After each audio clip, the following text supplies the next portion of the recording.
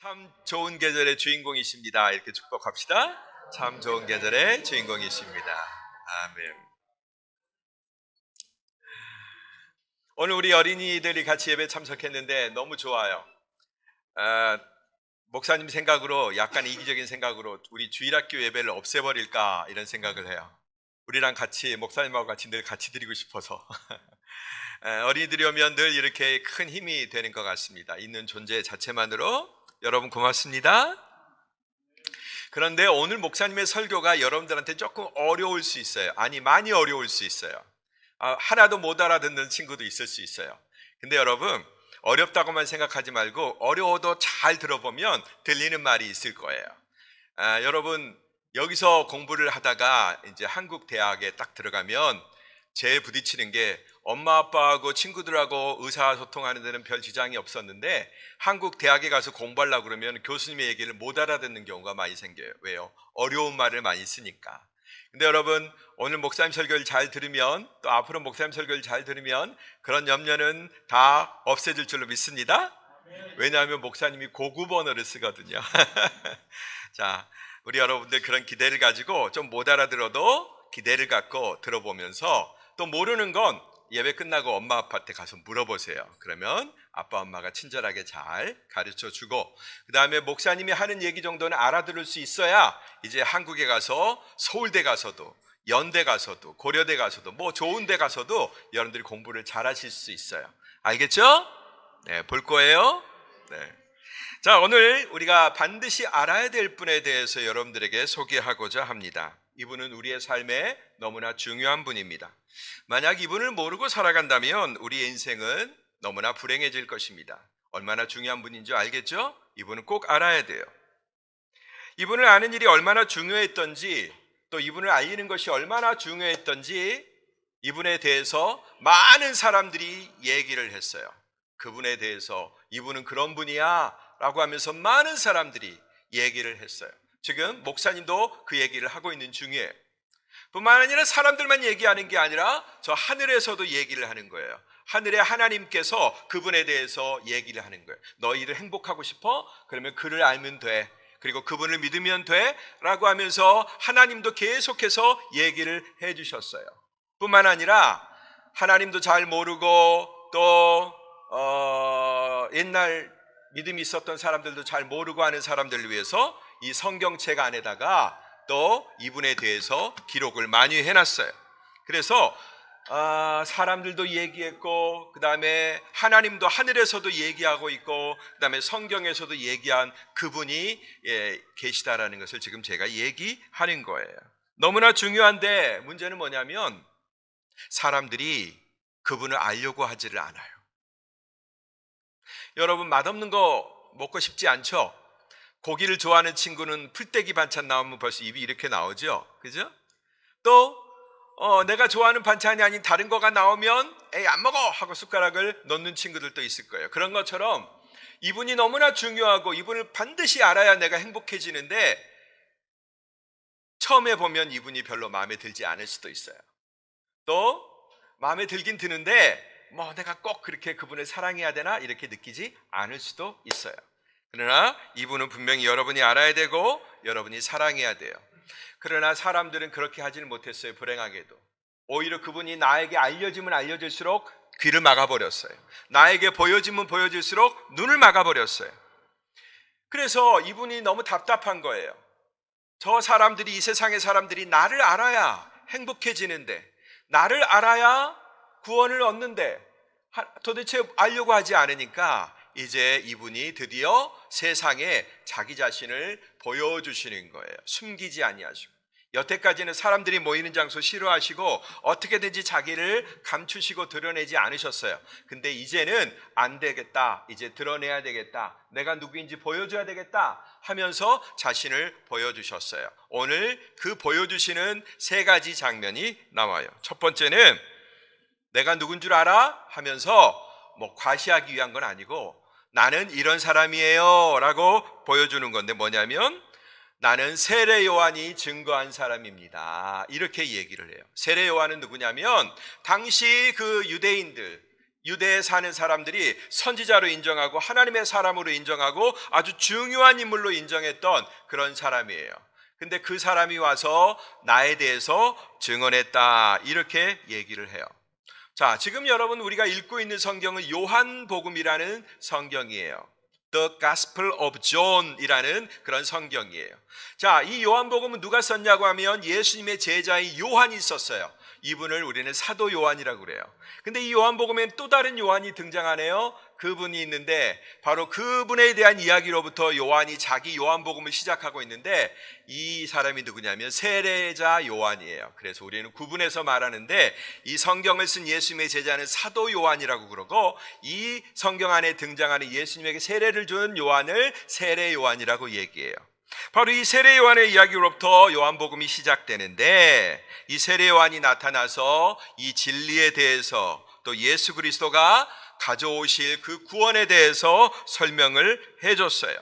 그런데 예수님께서 이 사실을 새삼스럽게 얘기하시는 거예요. 요즘 새삼스럽게 얘기한다는 표현이 무슨 뜻인 줄 알아요? 일부러 끄집어내가지고 저 속에 감추어져 있었는데 사람들이 별로 중요하게 생각 안 하고 있었는데 그걸 일부러 끄집어내가지고 자 좀 보세요 하면서 주님이 들려주시는 거예요. 보여주신단 말이에요. 그건 뭐냐면 여러분들이 좋아하고 여러분들이 존경하고 여러분들이 선지자로 인정하고 하나님의 사람으로 인정하는 그 요한이 세상에 와서 너희들의 땅에, 이 땅에 와서 많은 말들을 했는데 그 말들의 대부분이 나를 증거하는 거였습니다. 이렇게 예수님이 소개하는 거예요. 이 말씀을 하셨다라는 거죠. 그런데 예수님이 또 이런 말씀도 하세요. 내가 지금 이 말을 하는 것은, 세례 요한이 나를 소개했다라고 하는 이 말을 하는 것은 내가 무슨 다른 사람의 증언을 받고 싶어서 그런 게 아닙니다. 사람의 증거를 받고 싶어서 그러는 게 아니다라고 얘기하세요. 오히려 뭘 밝혀주시려고 하냐면 내 하나님 아버지께서 나에 대하여 얘기하기 위해서 그런 사람들을 준비까지 하셔서 일부러 얘기하셨다라는 사실을 지금 보여주시려고 하는 거예요. 왜요? 바로 그렇게 해야만 이 유대인들이 가지고 있는 잘못된 지식, 예수님에 관한 오해, 그 다음에 자기들의 고집, 이런 것들이 깨지기 때문에 그런 거라는 것입니다. 세례 요한은 누구보다도 정확하게, 세상에 태어났던 사람들 중에 누구보다도 정확하게 예수님에 대해서 증거했던 사람이에요. 그것도 바로 예수님의 코앞에서 예수님이 지나가시는 예수님을 보면서 모든 사람들이 시선을 그곳으로 딱 몰아가지고 탁 봐라 얘기한 거예요. 자, 여러분 목사님의 손가락을 보세요. 여기 지금 예쁜 꽃병이 있어요. 자, 여러분 제 손끝을 보세요. 자, 여러분 여기를 보세요.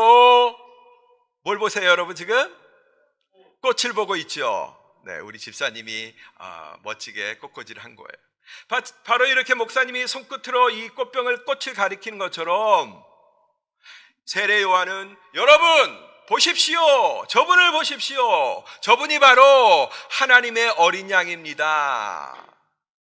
저분이 바로 세상 죄를 지고 가는 하나님의 어린 양입니다 라고 요한이 예수님을 직접 증언했단 말이에요. 그렇게 했다라는 사실을 지금 주님이 알려주시는 거예요. 누구보다도 예수님에 대해서 잘 소개한 사람이었습니다. 그런데 여기에 덧붙이시는 말씀이 있네요. 그런데 그 역시 요한 역시도 잠시 타오르다가 밝혀주는 등불에 불과했다라고 얘기하고 있어요. 목사님이 캠핑 가는 걸 그냥 마음으로만 가는 걸 좋아해서 가끔가다 유튜브 보면서 저 부시크래프트 만들고 캠핑하는 사람들을 이렇게 넉넉히 볼 때가 있어요. 그러면 그들이 숲에 가서 막 나무를 베고 그다음에 불을 이렇게 피우는 걸 보게 돼요. 근데 여러분 아무리 나무를 밤에 많이 갖다 놓고 뜨겁게 해도 새벽이 되면 그 불은 꺼져버려요. 그죠? 계속해서 나무를 거기다가 갖다 주지 않으면 그 불은 꺼져버리게 돼 있단 말이에요.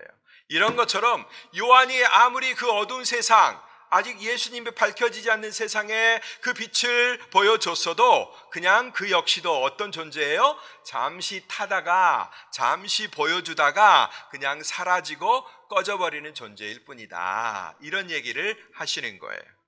그리고 예수님은 지금 그런 빛, 잠시 있다가 꺼져버리는 빛이 아니라 영원히 타오르는 빛으로 지금 내가 여러분 가운데 있다라는 사실을 유대인들에게 알려주시는 거예요. 따라서 합시다. 예수님은 영원히 꺼지지 않는 참 빛이십니다.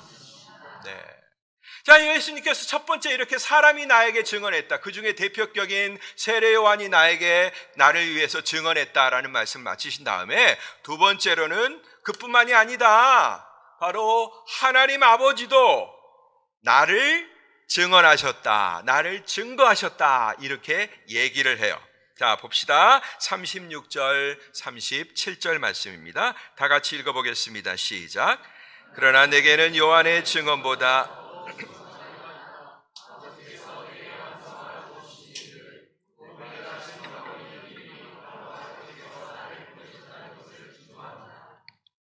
37절까지 그리고 나를 보내신 아버지께서도 친히 나에 대해 증언해 주신다. 너희는 그분의 음성을 들은 적이 없고 그분의 모습을 본 적도 없다. 네. 세례 요한이 예수님을 가장 잘 소개한 것은 맞지만 그러나 세례 요한의 증거보다도 더 확실한 증거가 있었는데 그건 뭐냐면 예수님이 세상에서 스스로 하고 계신 그 일이었어요. 바로 이 말씀을 하기 전에 불과 얼마 전에 예수님이 지금 왜 이 말씀을 하시냐면 바로 그 전에 행하신 어떤 일 때문에 이 말씀을 하고 계시는 거예요. 어떤 일을 하셨냐면 우리가 지지난주 보았던 것처럼 38년 된 30년하고도 8년 된 그런 오랜 병에 걸린 사람을 예수님이 고쳐 주셨어요. 이 기적 때문에 지금 유대인들하고 이런 논쟁을 계속하고 있는 중이에요. 여러분, 이 중에 많은 분들, 우리 어린이들 포함해서 많은 분들이 이렇게 있는데 대부분은 아니겠죠? 한 절반은 38년 이상 사신 분이고 한 절반은 38년이 아직 안 된 분들이에요. 그죠? 아직 여러분들이 만약에 10살이라면 그 중에 그 4배를 살아야 38년을 사는 거예요. 그죠? 거의 4배를 살아야. 그 정도로 38년은 긴 시간이에요. 아무도 그 긴 시간 동안 그 사람을 고쳐주지 않았고 그 질병에서 건져주지 않았어요. 근데 우리 예수님은 말씀 한마디로 일어나 걸으라 라는 말씀 한마디로 그를 고쳐주셨어요. 그것도 안식일날. 이 놀라운 기적을 예수님이 행하셨단 말이에요. 이게 바로 예수님이 하나님으로부터 보냄받은 사람이다라는 것을 증언하는 증거다라는 거예요. 자, 이게 왜 큰 증거인지, 요한의 증거보다 더 큰 증거인지 목사님이 설명해 줄게요. 자, 예수님이 누구냐면 원래 하나님의 아들이셨어요. 근데 하나님의 아들이 이 땅에 사람의 아들로 태어나셨어요. 그러니까 하나님이 사람이 되신 거야.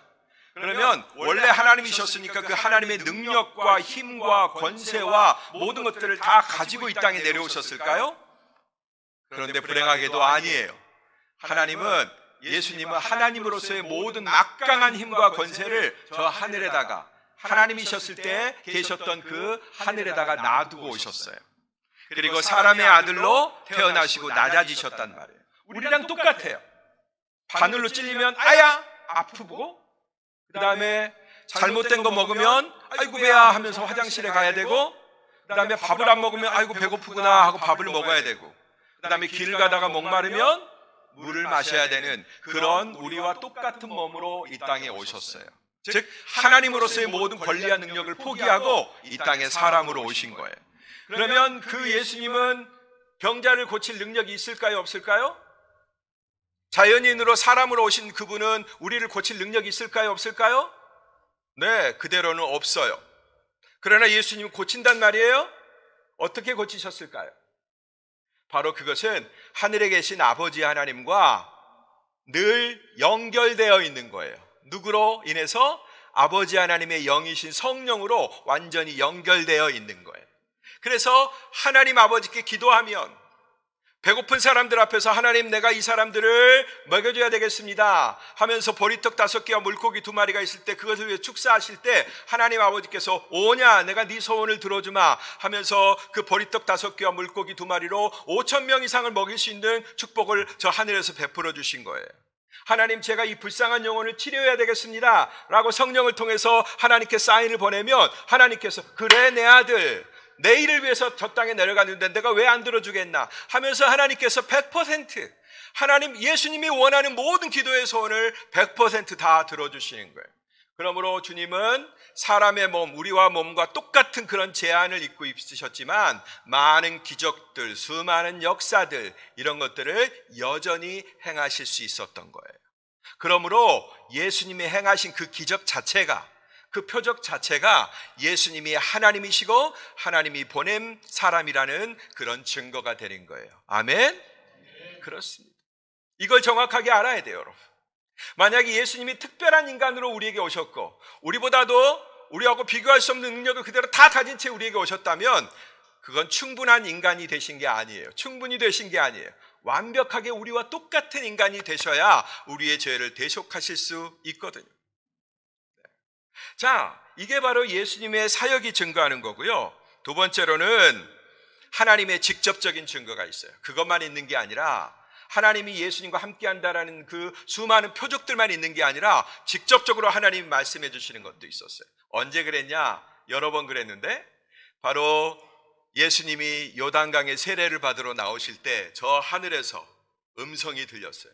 예수님이 세례를 받고 물에서 싹 올라오시니까 하늘에서 큰 음성이 터지는 거예요. 자, 그걸 보여주겠습니다. 마태복음 3장 17절에 우리 다 같이 한번 크게 마태복음 3장 17절을 읽어보겠습니다. PPT 있을 텐데요. 네, 다 같이 큰 목소리로 한번 읽어보겠습니다. 시작. 그리고 하늘에서 소리가 들려왔습니다. 아멘. 이거보다 더 확실한 증거가 어디가 있어요? 하늘에서 소리가 들리는 거예요. 예수님이 세례 받으시는 거예요. 세례 받으신다는 건 뭐냐면 내가 이제 세상에 나아간다, 아버지의 일을 하기 위해서 공식적으로 나아간다, 그런 뜻이에요. 근데 바로 그때 이는 내 사랑하는 아들이다, 그리고 내가 그를 정말로 정말로 좋아한다 라는 말씀을 하늘에서 직접 선포해 주신 거예요. 여러분, 하나님이 예수님을 증거한 거 맞아요? 안 맞아요? 맞지요? 이렇게 증거해 주셨어요. 자, 그런데 문제는 뭐냐면 그 증거를 못 들은 사람이에요. 예수님이 세례 받을 때 없었던 우리는 그 자리에 있지 않았잖아요? 그죠? 그리고 세례 요한이 증거할 때 우리는 역시 그 자리에 있지 않았잖아요? 그럼 우리는 어떻게 할까요? 또 하나님은 그런 우리들을 위해서 또 배려하셨는데 성경 이 66권, 여러분이 한 권으로 보이는 이 성경이 사실은 66권이거든요. 이 성경 66권에 바로 그대로 하나님의 아들 예수 그리스도에 관해서 계시해 주셨어요. 자, 38절부터 40절까지 말씀을 다 같이 한 목소리 읽어보겠습니다. 시작. 또한 그분의 말씀이 너희 안에 있지도 않다. 이는 너희가 아버지께서 보내신 이를 믿지 않기 때문이다. 너희가 성경 안에서 영생을 얻을 수 있다는 생각에 성경을 열심히 연구하는구나. 성경은 바로 나에 대해 증언하고 있다. 그러나 너희는 생명을 얻기 위해 내게로 오려고 하지 않는다. 네. 이 유대인들이 굉장히 재밌는 민족인데요. 이들이 세상에서 제일 열심히 한 일이 있어요. 그건 뭐냐면 요즘 유대인들은 돈을 열심히 벌어요. 돈 버는 일에 혈안이 돼 있어요. 근데 옛날 유대인들, 물론 지금 유대인 중에 일부도 제일 포기하지 않냐고 끝까지 하는 일이 있는데 그게 뭐냐면 성경을 연구하는 일이에요. 그래서 여러분, 그 유대인들이 모인 시나고그라고 하는 회당이 있거든요. 미국에도 있고 여기도 있어요. 우리 여기 이스탄불에도 바로 멀리 떨어지지 않는 곳에 유대인들의 회당이 있었어요. 그곳에 가면 귀밑머리를 이렇게 딱 늘어뜨리고 머리에다가 머리빵 쓰고 젊은 아이들, 여러분부터 여러분만한 우리 친구들, 그 나이 친구들이 회당에 와가지고 계속 이렇게 왔다 갔다 하면서 여호와는 나의 목자시니 내게 부족함이 없으리로다 하면서 계속해서 하나님의 말씀을 읽고 외우고 해요. 얼마나 열심인지 몰라요. 그냥 하나님의 말씀을 보는 것으로 모자라, 그냥 읽는 것으로도 모자라. 그래서 아예 그냥 통째로 외워버리려고 그 좋은 머리를 가지고, 여러분 유대인들이 세계에서 IQ가 제일 높다 그러잖아요. 우리 한민족보다 약간 더 높대요.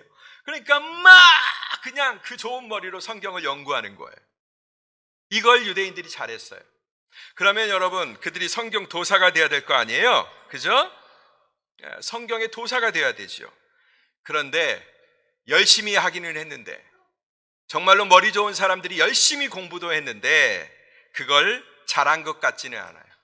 성경을 열심히 연구하긴 했는데 성경을 잘 본 것 같지는 않아요. 왜냐하면 그 연구에서, 그 성경 연구, 말씀 연구에서 가장 중요한 게 있는데 가장 중요한 핵심이 있는데 그 핵심을 놓쳐버린 거예요. 여러분, 공부하는 목적이 뭐예요? 시험 볼 때 해답을 알려고 공부하는 거 아니에요. 그죠? 시험 공부 열심히 하는 목적이 뭐예요? 선생님 낸 문제 잘 맞추려고 그런 거 아니에요.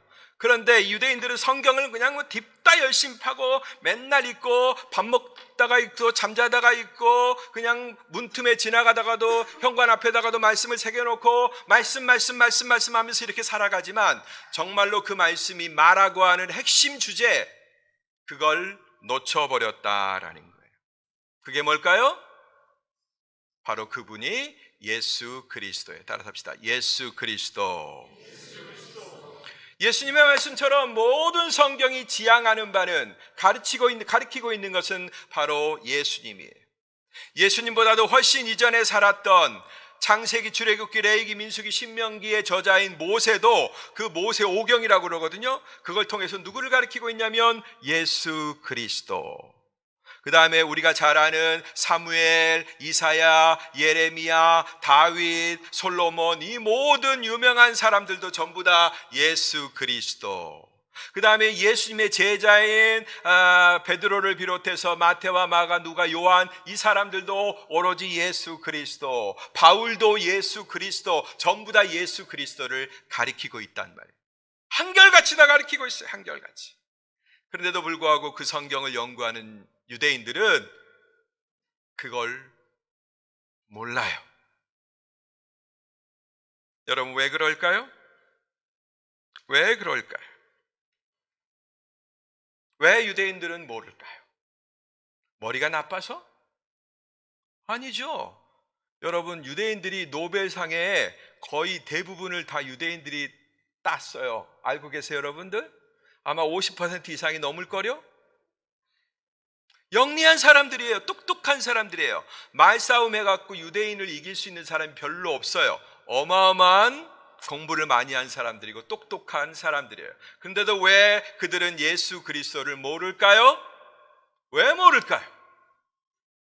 모든 성경이 다 가르치고 있고 우리 어린 친구들도 성경을 읽으면 와, 성경의 핵심 주제는 예수님이구나 금방 알아챌 수 있는데 왜 그 똑똑한 유대인들은 모를까요? 답답한 노릇이 아닐 수 없네, 정말로. 그런데 그 원인을 예수님이 진단하시고 가르쳐 주셨어요. 오늘 여러분들이 읽은 말씀 속에 그게 들어있어요. 첫 번째, 너희 안에 아버지의 말씀이 들어있지 않다라는 거예요.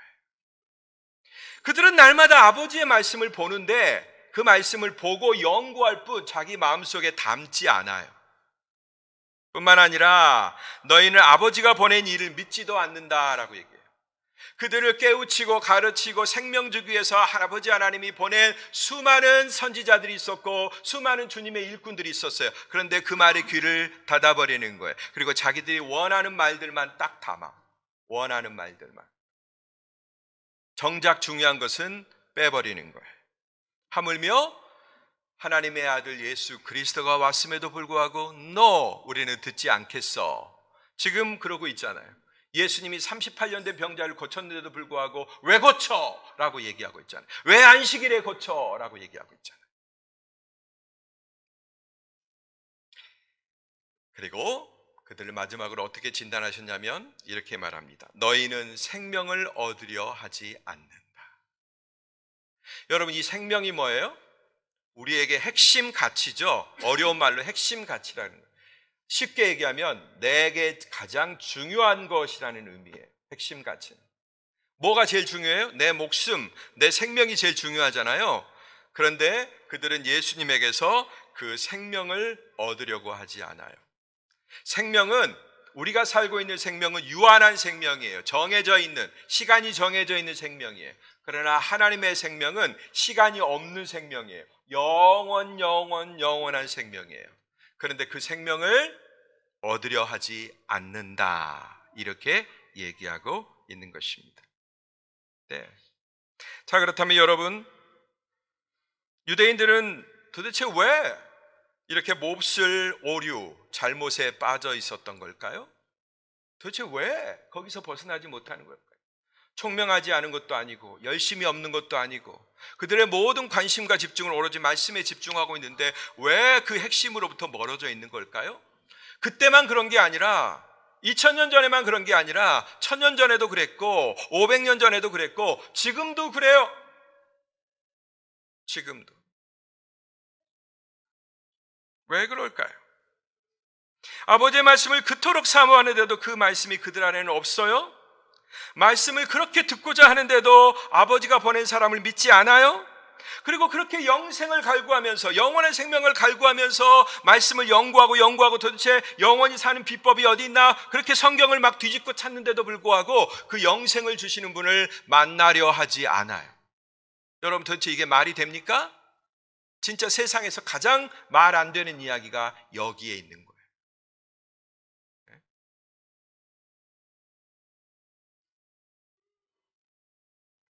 유대인들은 그런 모순에서 헤어나오지 못하고 있었습니다. 지금도 헤어나오고 있지 못하고 있어요.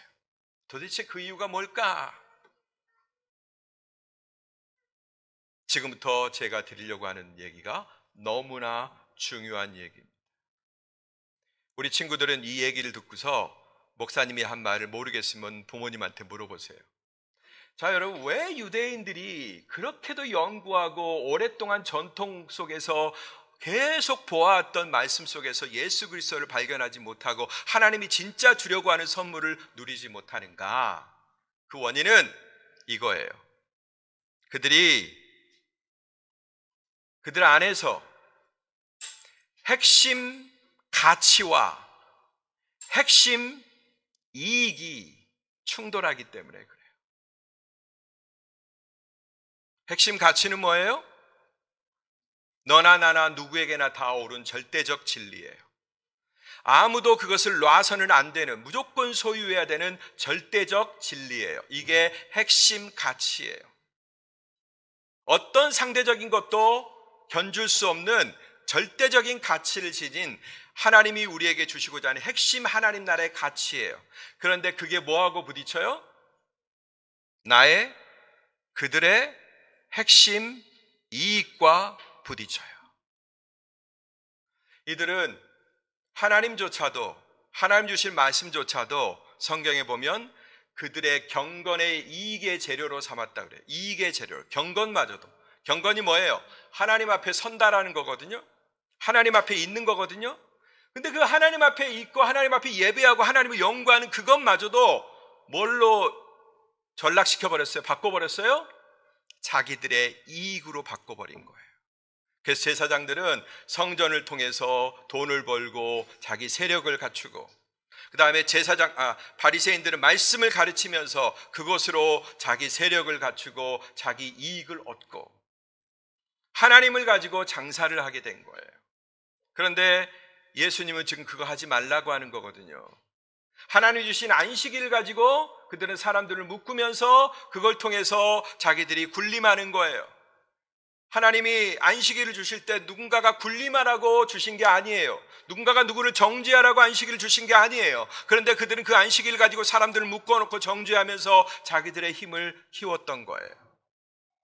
바로 이런 짓을 하지 말라고 우리 예수님께서 38년 된 병자를 일부러 찾아가시고 일부러 안식일 날 그 사람을 노임을 받게 해주셨다. 그런데 그렇게 하신 예수님이 싫은 거예요. 자기들의 핵심 이익에 손댄 예수님이 마음에 안 드는 거예요. 그래서 그들은 예수님을 거절할 수밖에 없었던 것입니다. 예수님이 그 현실을 보시면서 얼마나 답답해 하셨을까요? 예수님이 그 상황을 보시면서 얼마나 마음이 아프셨을까요? 그래서 될 수 있으면 자기를 숨기려고 했던 예수님이 지금 이 순간에는 자기 일을 드러내시면서 내가 가지고 온 하나님 나라에서 저 하늘에서 가지고 온 나의 핵심 가치, 예수님의 핵심 가치를 지금 유대인들에게 가르쳐주고 계신 거란 말이죠. 근데도 유대인들은 지금 들으려고 하는 생각이 없습니다. 우리 어린이들도 잠옷 진지해지네요. 이 말씀을 들으니까 알아들었는 모양이에요. 네. 여러분, 그 유대인들을 보시며 답답해 하셨던 예수님이 오늘 우리를 보시면 어떠실까요? 여러분들 보시면 어떠실까요? 시원해 하실까요? 답답해 하실까요? 핵심 가치를 가져왔는데도 불구하고 핵심 이익 앞에서 진짜 붙들어야 될 절대 가치를 소유하지 않고 터부시하고 있는 그 유대인들을 바라보며 예수님이 너무나 답답해 하셨는데, 오늘 여러분들을 보시면서는 예수님의 마음이 막 시원해져서, 와, 이 현대 인물들, 여기 이스탄불에 있는 한인교회 인물들은, 이 친구들은 핵심 이익을 포기하고 이 예배를 드리는 이 친구들은 나의 핵심 가치를 붙드는구나. 시원하다. 그냥 10년 묵은 채증이 내려가는 것 같아. 이러실까요? 아멘. 고맙습니다. 그렇게 되길 바랍니다.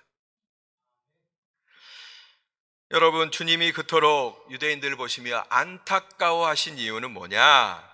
바로 그들이 그 핵심 가치를 발견하고, 그래서 자기들의 핵심 이익을 포기하고 구원에 이르도록 하기 위함입니다. 34절의 그 말씀이, 우리가 다시 처음으로 돌아가면 오늘 말씀의 34절에 이렇게 나와 있어요. 내가 이렇게 하는 것은 내가 사람들의 홍보가 필요하고 사람들의 증거와 증언이 필요해서 그런 게 아니라, 내가 이렇게 하는 것은 다만 너희로 하여금 구원을 얻게 하려는 것이다. 따라 합시다. 너희로 하여금 구원을 얻게 하려는 것이다.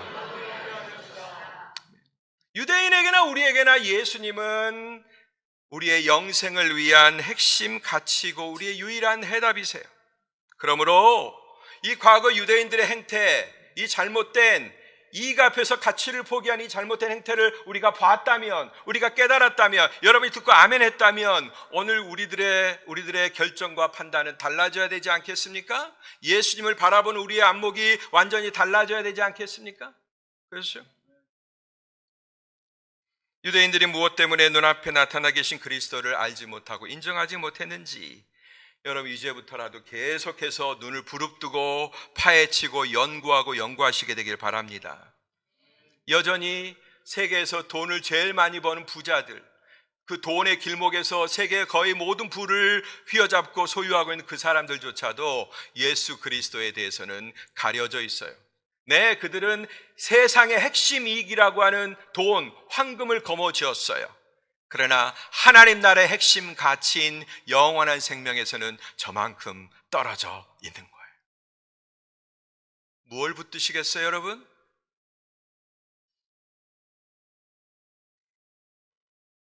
그러므로 우리는 이제부터 예수님을 연구 대상으로 볼 게 아니라, 왜 예수님을 연구해? 예수님은 연구 대상이 아니라 예수님은 내가 영접할 대상인 것입니다. 크게 한번 외쳐봅시다. 예수님은 내가 마음에 영접할 대상이다. 아멘. 이 구원자이신 핵심 가치를 가져오신 예수님을 마음에 영접하시게 되기를 바랍니다. 이게 우리 모두가 예수님 앞에 가져야 될 올바른 태도일 것입니다. 가지되 어느 누가 유혹해도, 어떤 상황이 여러분들에게 다른 속임수를 말해도 결코 그 핵심 가치를 포기하지 않는 여러분 되시길 바랍니다. 아멘. 핵심 이익은 내려놓는 여러분 되길 바랍니다. 아멘. 기도하겠습니다.